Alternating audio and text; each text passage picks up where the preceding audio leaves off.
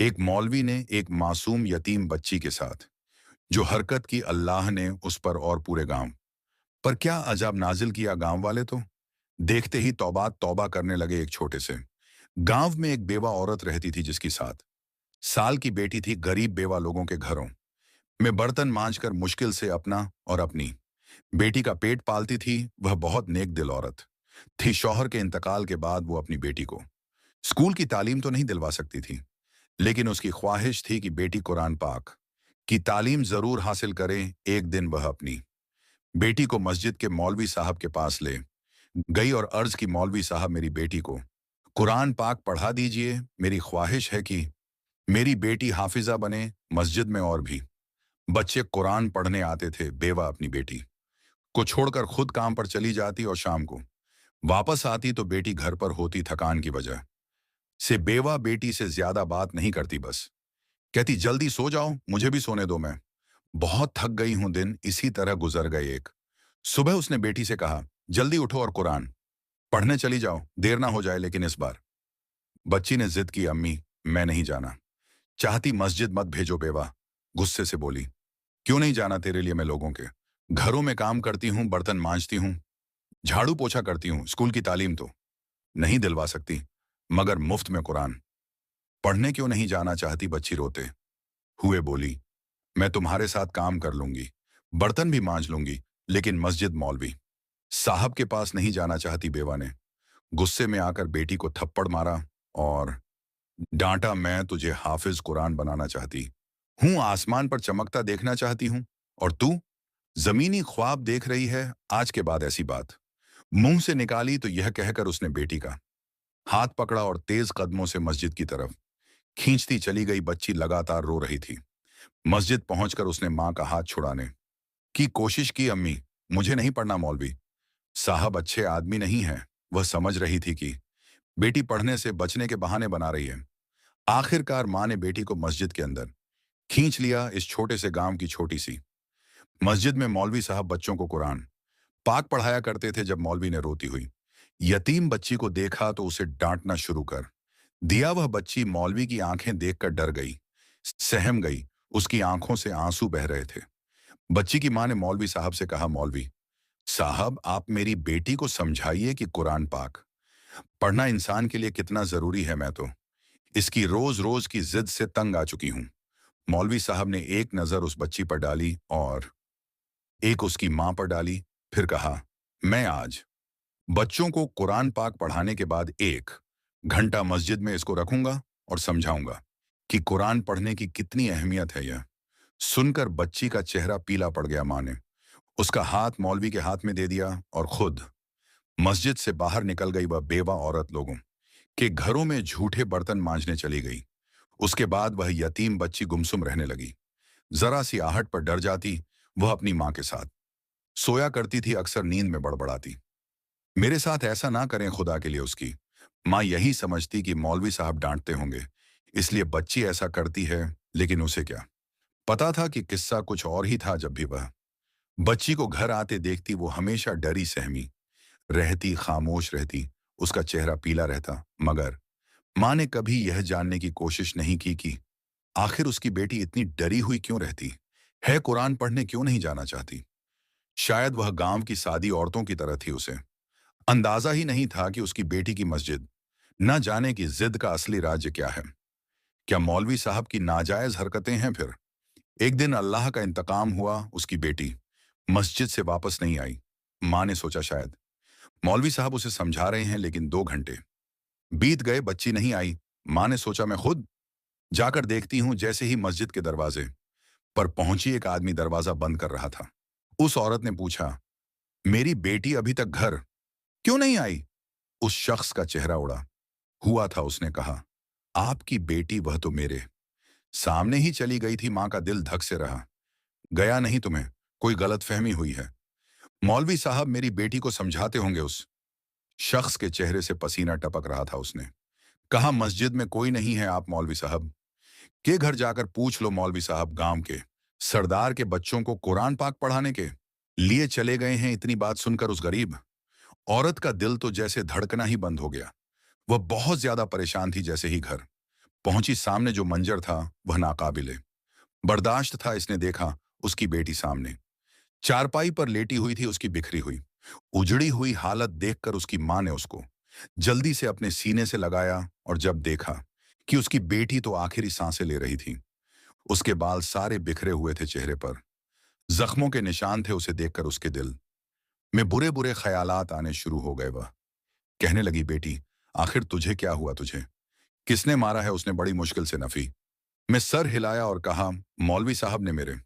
साथ यह कहकर उसकी आंखों में आंसू बहने लगे।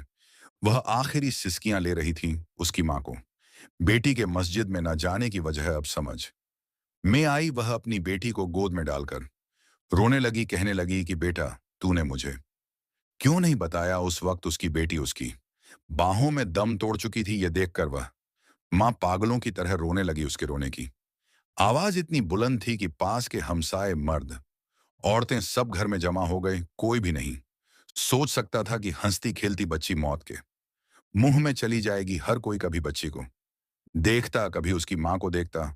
उसकी मां तो अपने होशो हवा खो चुकी थी, क्योंकि वह जान चूकी थी कि उसकी बेटी के साथ बहुत गलत हुआ है। मासूम बच्ची कफन में लिपटी पड़ी थी।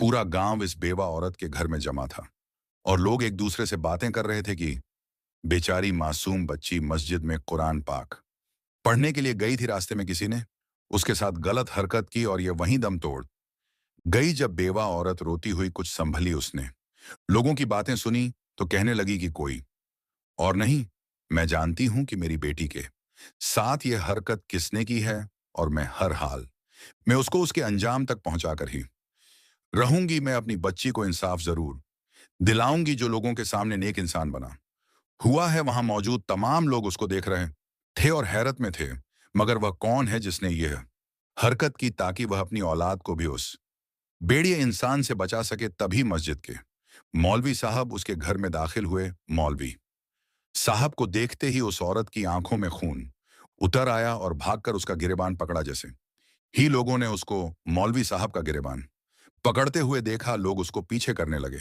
कहने लगे कि यह तू क्या कर रही है? आखिर तू मौलवी साहब के साथ ऐसा कैसे कर सकती है? वह बेवा औरत रो रो कर, चीख कर सब कुछ बोल रही थी। वह यही कह रही थी कि इसने मेरी बेटी को मार दिया, इसको ज्यादती का निशाना बनाया और फिर मरने के लिए छोड़ दिया। अगर मुझे पता होता कि यह ऐसा भेड़िया है जो मेरी बेटी को नोच नोच कर मार डालेगा, तो मैं अपनी बेटी को कभी भी इसके पास कुरान पाक पढ़ने के लिए ना भेजती। वहां मौजूद लोग मौलवी साहब की तरफ भी देखते और कभी इस बेवा औरत की बातें सुनते। मौलवी साहब बहुत नेक इंसान माने जाते थे, कभी कोई ख्वाब में भी यह नहीं सोच सकता था कि मौलवी साहब ऐसा कैसे करेंगे। पूरे गांव में उनकी हर कोई बहुत ज्यादा इज्जत करता था। मौलवी साहब तो एकदम परेशान हो गए, इतनी जल्दी मेरा राज खुल जाएगा? वह इसी तरह बेवा औरत को बोलते हुए देखकर लोगों से कहने लगे, मैं तो अपने तालिब इल्म के जनाजे पर आया था, मुझे नहीं पता था कि मेरे साथ यह सलूक हो जाएगा। वह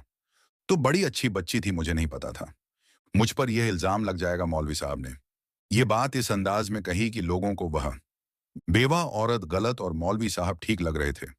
मौलवी साहब वहां से चले गए। इस यतीम बच्ची को दफना दिया गया। गांव की औरतें इस बेवा औरत को कहने लगी, तुम्हें गलत फहमी हुई है, हम मानते हैं तुम्हारी बेटी के साथ बहुत बुरा हुआ, मगर मौलवी साहब जैसा नेक इंसान तो एक फरिश्ता है, वह ऐसा कैसे कर सकता है? मगर वह बेवा औरत अपनी जिद पर अड़ी रही।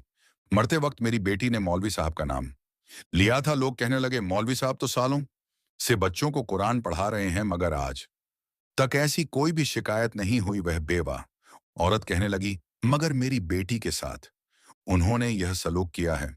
एक औरत तो यह सुनकर बड़े गुस्से से कहने लगी, मेरी भी बेटी मौलवी साहब के पास पढ़ती है, अभी भी मेरी बेटियां उन्हीं के पास पढ़ रही हैं, और आज तक ऐसा हम लोगों ने कुछ नहीं सुना। मजबूरन वह औरत खामोश हो गई। कोई भी उसका साथ नहीं दे रहा था, शायद इसीलिए कि वह बर्तन मांजने वाली थी, उसके सर पर कोई वारिस नहीं था। वह औरत अगले ही रोज उठी और रोते हुए वहां के सरदार के घर चली गई। काफी देर इंतजार करने के बाद आखिरकार सरदार ने उसको नजदीक बुलाया। उसने पूरी बात सरदार को बताई। उसकी बात सुनकर सरदार कहने लगा, मेरे बस की बात नहीं है, तुम गांव के काजी के पास जाओ, वही फैसला सुना सकता है। वह औरत यह बात सुनकर परेशान हो गई कि वह इन सब बातों को तो जानती ही नहीं। वह सरदार के सामने हाथ जोड़ने लगी, रोने लगी, खुदा के लिए मेरी मदद करें, मेरी बेटी को इंसाफ दिलाएं। इन सब मामलत का मुझे नहीं पता। सरदार ने उसको काजी का पता दिया और उसके पास वह चली गई। जाकर पूरी बात बताई तो काजी कहने लगा, मामले की तह तक जाने के लिए तुम्हें कुछ पैसे देने पड़ेंगे। वह औरत कहने लगी, पैसों की आप फिक्र ना करें, आपको जितने चाहिए होंगे उतने ही पैसे लाकर दूंगी मैं। कुछ भी करूं, आप मेरी बेटी को इंसाफ जरूर दिलाइए। मौलवी ने मेरी बेटी को मौत के घाट उतार दिया। उसके बाद इस औरत ने सबसे पहले अपने शौहर की आखिरी निशानी सोने का लॉकेट और बालियां बेची। उसकी सारी रकम काजी को लाकर दे दी। काजी ने इस मौलवी को अदालत में बुलाया। वह तो कभी सोच भी नहीं सकता था कि एक हकीर और बर्तन मांजने वाली औरत भी उसे इस अदालत में पहुंचा सकती है। मौलवी को बहुत ही बड़ा झटका लगा। पूरा गांव इस बेवा औरत पर थू थू कर रहा था। वह नेक मौलवी को अदालत तक क्यों लेकर चली गई? कहने लगे, बेटी तुम मर चुकी इतने नेक और अच्छे मौलवी साहब के ऊपर इतना बड़ा केस कर दिया। सब लोग हैरान थे कि केस करने के लिए उसके पास पैसे कहां से आए। लोग कहने लगे, ये पैसे उसके पास कहां से आए? चोरी भी करती होगी। जिन घरों में काम करती है उन्हीं घरों में चोरी करती है वह बेवा औरत। यूं ही लोगों की बातें सुनती रही और उनको नजरअंदाज करती रही। वह तो सिर्फ इंसाफ चाहती थी अपनी बेटी के लिए। हर बार वह काजी की अदालत में जाती और मौलवी साहब ना आते। हर बार अदालत अगली तारीख पर डाल दी जाती। यूं महीने गुजर गए। हर महीने इस काजी को मुंह मांगी रकम मिल जाती थी, यहां तक कि उसकी हर चीज बिक चुकी। अब उसके पास कोई चीज नहीं बची थी। सारी रात वह रोकर अल्लाह से दुआएं मांगती जा रही और अपने परवरदिगार से बातें करती, हे अल्लाह, काश कि मेरा जन इतना रोशन होता, मैं इस मौलवी का भयानक चेहरा पहचान ले मेरे अल्लाह। काश कि मैं इतनी अक्लमंद हूं, अपनी बेटी की हरकतों को अपनी नजर में रखती और आज मेरी बेटी मेरे पास होती। इसी तरह मुझे अपनी बेटी को खोना ना पड़ता। मेरी तो दुनिया ही उजड़ चुकी है। अब यह दुनिया वाले न जाने मुझे कभी इंसाफ दिलाएंगे या नहीं। अगले रोज वह बेवा औरत काजी के पास गई। काजी कहने लगा, अब वह वक्त आ चुका है, इस मौलवी को सजा दिलवाऊंगा, मगर तुम्हें इस पर बड़ी रकम देना होगी। थोड़ी देर के लिए तो वह बेवा औरत सोच में पड़ गई, क्योंकि अब उसके पास सिवाय घर के कुछ नहीं था। वह काजी कहने लगा, अब हर हाल में वह फांसी पर चढ़ जाएगा। उस काजी ने बहुत यकीन दिलाया और कहा, हाँ, उसके लिए मुझे डबल रकम की जरूरत पड़ेगी और देखना फैसला कैसे छुटकियों में होता है। तुम देख लेना किस तरह लोग इस मौलवी को घसीट कर इस अदालत में लेकर आएंगे और तुम्हारे कदमों में इस मौलवी का सर रखेंगे। यह सुनकर इस बेवा औरत को बहुत ज्यादा तस्कीन मिल रही थी। वह कहने लगी, ठीक है, मैं सुबह आपको रकम लाकर दूंगी। वह काजी दिल में बहुत खुश हुआ। वह जानता था यह सादा औरत है और मेरी बातों में आ जाएगी। अगले ही रोज वह बेवा औरत सरदार के घर गई। वहां मौलवी साहब सरदार के बच्चों को कुरान पाक पढ़ा रहे थे और बेवा औरत को देखकर तंजिया मुस्कुराहट के साथ हंसने लगे और देखने लगे। इस बेवा औरत का बस नहीं चल रहा था कि वह इस मौलवी साहब का मुंह नोच लेती और वहीं उसको जान से मार देती, मगर आंखों में आंसू लिए आसमान की तरफ देखने लगी। इसने अपना घर सरदार को बेच दिया और पैसे लेकर सीधा काजी के पास चली गई। काजी ने पैसे लेकर उसको कहा, बस अब तुम सुबह होने का इंतजार करो, तुम बहुत बड़ी खुशखबरी सुनोगे। यह सुनकर वह बेवा औरत सुकून से अपने घर वापस चली गई और सोचने लगी, कल वह दरिंदा नुमा शख्स फांसी के तख्ते पर लटक जाएगा। मगर अगला दिन यूं ही खामोशी से गुजर गया और ऐसे ही 2-3 दिन और गुजर गए। वह मजबूरन काजी के घर गई और वहां रास्ते में चौकीदार ने रोक लिया। कहने लगा, बीवी काजी साहब यहां मौजूद नहीं है। वह अपनी बीवी बच्चों के साथ दूसरे इलाके घूमने के लिए गए हैं और 2 महीने तक उनके आने का कोई प्रोग्राम नहीं। यह सुनकर उस बेवा औरत के कानों से धुआं निकलने लगा और कहने लगी, मेरी बच्ची का केस चल रहा था और परसों इस केस की सुनवाई थी, ऐसे कैसे हो सकता है? वहां से दौड़ती हुई सीधा सरदार के पास गई। उसको जाकर पूरी बात बताई। सरदार बड़ी ही अजीब नजरों से इस बेवा औरत को देख रहा था। कहने लगा, तुमने तो कब से इस केस को बंद करवा दिया? ये खुद ही देख लो, तुम्हारे दस्तखत भी मौजूद है। तुमने तो गलती से मौलवी साहब के ऊपर इल्जाम लगाया था इसके बाद। तो तुमने केस वापस ले लिया, इसलिए अब तुम्हारा केस बंद हो चुका है। ये सुनकर उस बेवा औरत के पैरों तले से जमीन निकल गई। अचानक एक मुलाजिम आया और उसको धक्के देकर वहां से निकाल दिया। कितनी देर तक वह जमीन पर दाढ़े मार मार कर रोती रही। वह ऐसे कानून का जनाजा निकाल रही थी। यह कानून तो सिर्फ अमीर लोगों के लिए होता है, गरीबों के लिए तो सारे असूल बनाए जाते हैं। रो रो कर बुरा हाल कर रही थी। उठकर खड़ी हुई और कहने लगी, तुम लोगों ने तो मेरे साथ इंसाफ नहीं किया, मगर अपनी बच्ची को मैं खुद ही अब इंसाफ दिलवाऊंगी। ये कहकर सीधा अपने घर गई, चाकू को उठाया और मौलवी साहब के घर चली गई। मौलवी साहब के घर का दरवाजा खुला हुआ था। वह बहुत ज्यादा गुस्से से मौलवी साहब के घर गई। मौलवी साहब की बीवी घर में मौजूद नहीं थी। मौलवी साहब उस औरत को देखकर घबरा गए, क्योंकि वह बहुत ज्यादा गुस्से में थी। उसके हाथ में चाकू भी था। वह एक शेरनी बनी हुई थी। जैसे ही इसने मौलवी साहब के ऊपर हमला किया, मौलवी साहब ने उसका हाथ पकड़ा और एक जोरदार थप्पड़ उसके मुंह पर मार दिया। मगर उसने हिम्मत ना हारी और यूं ही मौलवी साहब के साथ लड़ती रही। उनको कहती रही, तूने ही मेरी बेटी को मारा है। तू एक इंसान नहीं, तू एक दरिंदा है। लोगों के सामने तू फरिश्ता बना फिरता है, मगर अल्लाह पाक ने तुझे औलाद जैसी नेमत से नहीं नवाजा। तू बे औलाद है और बे औलाद ही रहेगा। इतना कहकर उस बेवा औरत ने मौलवी साहब के बाजू पर चाकू मार दिया। उनके बाजू से खून निकलना शुरू हो गया। यह देखकर मौलवी बहुत ज्यादा गुस्से में आ गया। उन्होंने पूरी ताकत से बेवा औरत को थप्पड़ मारनी शुरू कर दिए। वहीं चाकू उससे पकड़कर उसके सर पर झरबे लगानी शुरू कर दी। वह सारी खून से भर चुकी थी। उसके सर से खून बह रहा था। वह कमजोर और बेवा औरत अपने आप को बचाने के लिए मौलवी को नोच रही थी, मगर उस मौलवी ने इस बेवा और कमजोर औरत को बेबस करने के लिए वही सब कुछ उसके साथ किया जो उसकी बेटी के साथ किया था। इस मौलवी ने इस बेवा औरत को भी ज्यादती का निशाना बनाया और फिर किसी फिजूल चीज की तरह घर से बाहर फेंक दिया। वह बेहोश हो चुकी थी। जब होश में आई तो उसका जहनी तवाजुन बिगड़ चुका था। दुनिया की कोई होशो हवास नहीं थी। उससे पहले बेटी की मौत का गम, गुर्बत की सितम, काजी की अदालतों के चक्कर ने उसे जलील कर दिया था। उसकी हर चीज बिक चुकी थी, मगर अब वह पागल हो चुकी थी।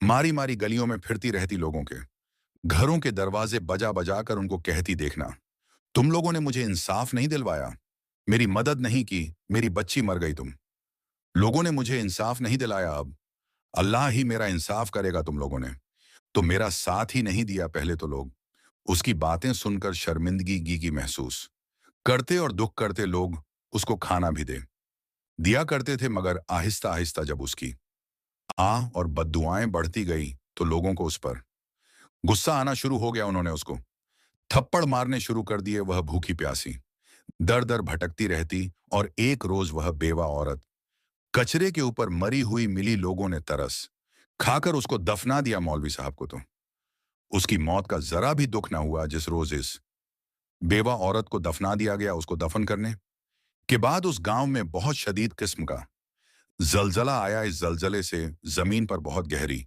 दरारें पड़ रही थी। लोग अस्तगफिरुल्लाह करते हुए घरों से बाहर निकले, मगर तभी उन्होंने मौलवी साहब के घर से चीख पुकार की आवाज सुनी। उनकी बीवी चीख रही थी, चिल्ला रही थी। लोग दौड़ते हुए उसके घर पहुंचे। जब लोगों ने देखा तो लोगों की रूह कांप गई। लोग थर थर कांपने लगे, तौबा तौबा करने लगे। मौलवी साहब के घर में एक बहुत बड़ी दरार बन चुकी थी। इसमें मौलवी साहब दसे हुए थे। उनका पूरा जिस्म छलछले से फटने वाली जमीन में धंस चुका था और सिर्फ उनका चेहरा नजर आ रहा था, और वह चेहरा एक बदशक्ल जानवर की शक्ल का बन चुका था। यह देखकर लोगों ने चीखना चिल्लाना शुरू कर दिया। लोगों ने बहुत ज्यादा हिम्मत की कि इस मौलवी को जमीन से बाहर निकालें। जमीन एक मर्तबा फिर हिली और वह दरार तंग हो गई। खून इस दरार से बाहर निकलता हुआ आ रहा था और देखते ही देखते मौलवी साहब इस दरार में गायब हो गए। इस मंजर को देखकर लोग और डर गए और सहम चुके थे। यह वाकया अखबार में भी छापा गया और मुख्तलिफ किताबों में भी लिखा गया। यह मंजर देखकर लोग समझ चुके थे कि यह इस बेवा औरत की बद्दुआ थी और मौलवी साहब पर अल्लाह का अजाब था। ना जाने इस यतीम बच्ची के साथ जिना किया था, जिसकी वजह से अल्लाह का उन पर अजाब आया। मौलवी साहब लोगों के सामने एक फरिश्ता बने हुए थे, मगर वह अल्लाह के अजाब से ना बच सके। अस्तगफिरुल्लाह। प्यारे नाजरीन, अपने बच्चों का ख्याल रखा करें, वह कहाँ जाते हैं और उनको पढ़ाने वाले कार्य कैसे हैं। हम हर कार्य की बात नहीं कर रहे, कुछ कार्य ऐसे होते हैं जिनकी हरकतों को बच्चे महसूस करते हैं। आपका बच्चा आपसे शायद कुछ कहना चाहता हो जो अपनी जुबान से बयान नहीं करना चाहता। हम उम्मीद करते हैं कि इस वाक्य से आपको जरूर कोई ना कोई सबक हासिल हुआ होगा।